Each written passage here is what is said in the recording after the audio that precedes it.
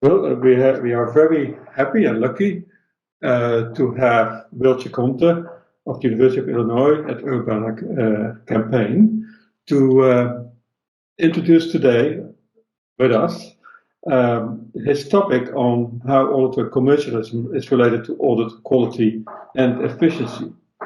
And when you sometimes look into op-eds, people sometimes leave, even in Financial Times, leave messages like commercialism is always wrong. It's just wrong.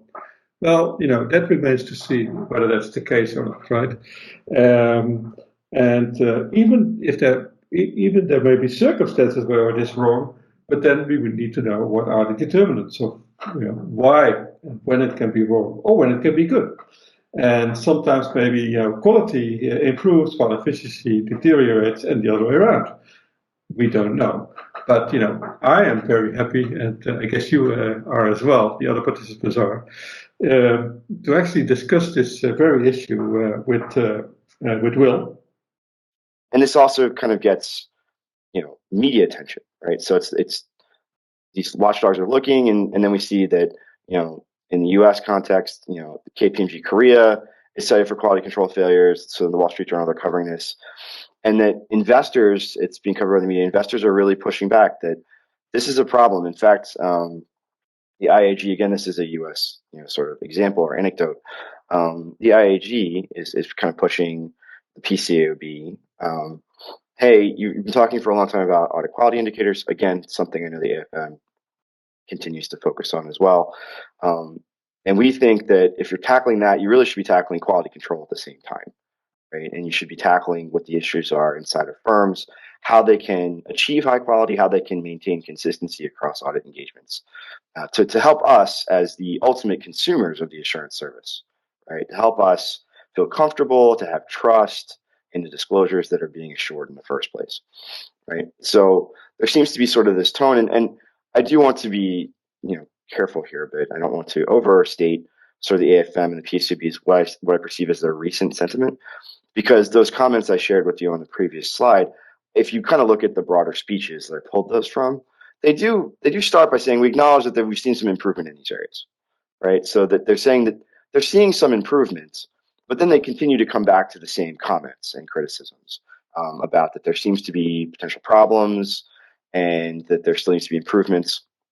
And so that's all well and good, but as they kind of talk about these things, actually looking at the regulator comments or even looking at press coverage, right, where the term quality control shows up and people are talking about this construct, this concept of quality control, it's fair to ask, what is quality control, right? So what we've seen, there's lots of studies that have looked at the audit profession, and by and large, they've talked about sort of the evolution of these practices, and it's professionals controlling professionals, as I said a few moments ago, right? It's actually, there's been studies that kind of explain why audit firms are partnerships, right? Because you could ask yourself fundamentally, why aren't audit firms corporations? Why are they partnerships?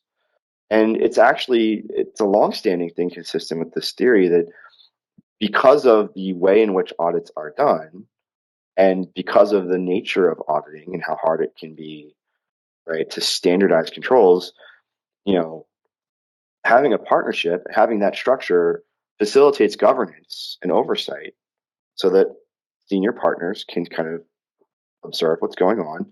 They can kind of monitor other professionals, right? And they can use their own judgment to kind of see, again, go back to the Maverick comment from earlier, right? They can identify people that are not consistent, right? They're not delivering quality in the same way or thinking about things in the way in which the firm views sort of, whether it's fundamental things like client acceptance and continuance, so like the risk even in the beginning, right? Or how a person designs the audit engagement, how they go about conducting their procedures. But here's where, and this is again pulling in another comment from earlier, where things are changing and the profession is evolving, and that makes sense, right? So business changes, tools change, the context of business changes, and so audit firms are actually, there's a number of papers that are saying if we look at how firms are being organized and sort of the processes inside of the firms, are they becoming more bureaucratic? Are they becoming more like a corporation? What we focus on in our paper is predominantly time allocation, right? But what's interesting for us, I think, is we kind of look at how people are allocating their time. In doing so, we actually are capturing training, and we're also capturing down here sort of the engagement of consultants, consulting on the different audit engagements. And then we also have some measures of sort of this after the fact, these ex post quality measures as well. So if this is fixed, if they're only going to give us this much time, half the pie, to work, if they're only spending so much time doing core audit work because they've got client relationship management responsibilities, and so what does that mean? What are the implications there in terms of audit quality, the service quality, right? So there's this, I kind of characterize it as like a trade-off theory. There's this existing long-standing theory that some critics, some high-profile critics of the profession kind of points to that says, by construction, if you're doing more client development activity, right? And this can be very clear things like writing new proposals, but also folded within this is the CRM, the client relationship management aspect of things, right? So it's going out, it's trying to build relationships, right? It could be either with the long-term purpose of cross-selling other services or just trying to enrich that relationship to maintain that relationship going forward. These are not things that are pertinent to the actual audit itself. Right? The more that you're doing that by construction, the less time you're devoting to auditing. And so that's, the concern is, okay, well, if this gets too far, you're not putting enough hours in to actually do the audit. And so then the audit quality is going to suffer.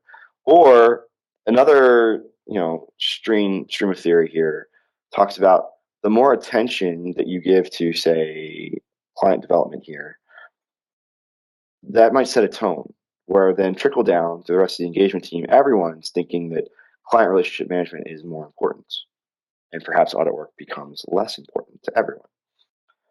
And so coming out of this sort of theory, there are these kind of broader sweeping categorizations about auditors. And again, specifically thinking about, now Naz is asking actually about an important question. I'm gonna talk about this in just a second about why does it have to be one or the other, right? So the trade-off theory says it's one or the other. The more commercialism by construction, the less professionalism, right?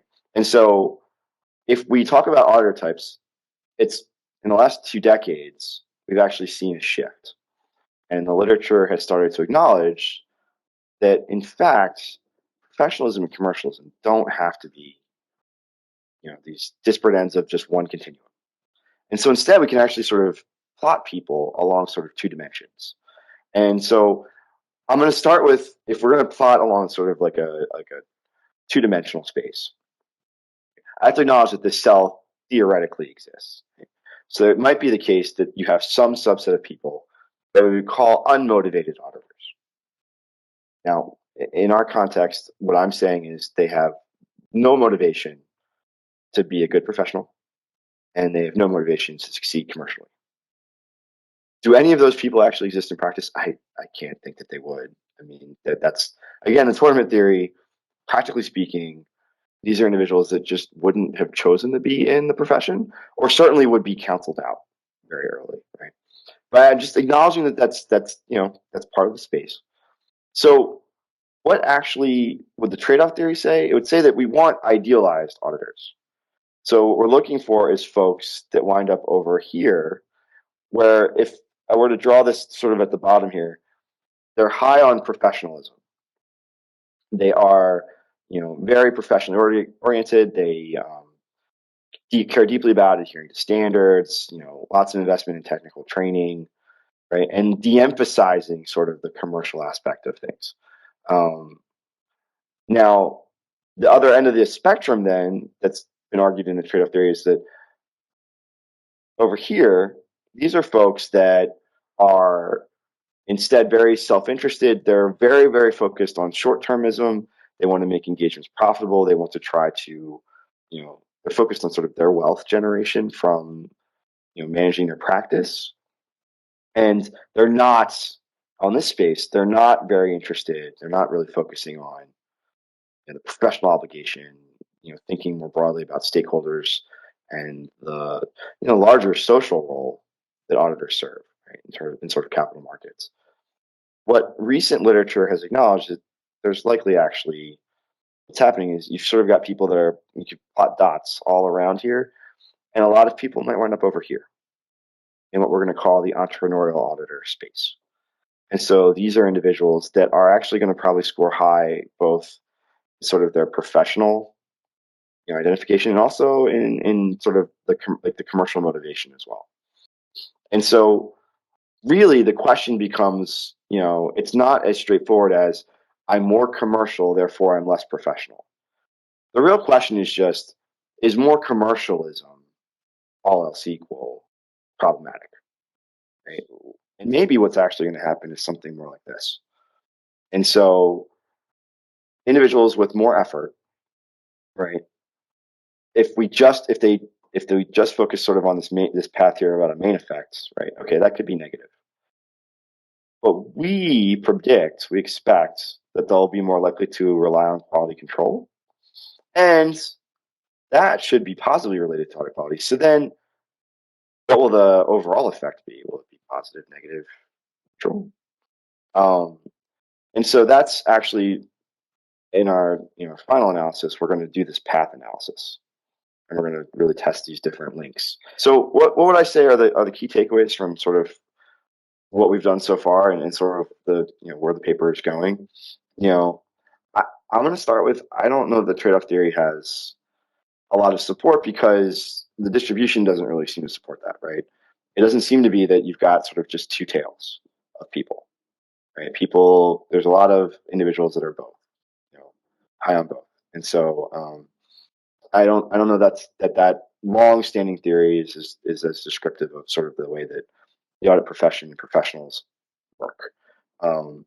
However, right, it appears that commercial effort is associated on average with lower quality.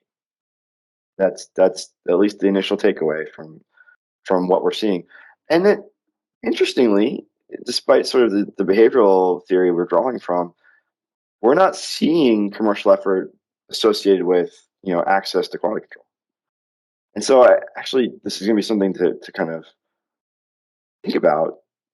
Again, always careful as an archivist about normative things, but maybe it should be, right? Maybe for these individuals, they should be, trained and coached up to reach out to ask for help, right? They might need to be asking for more help.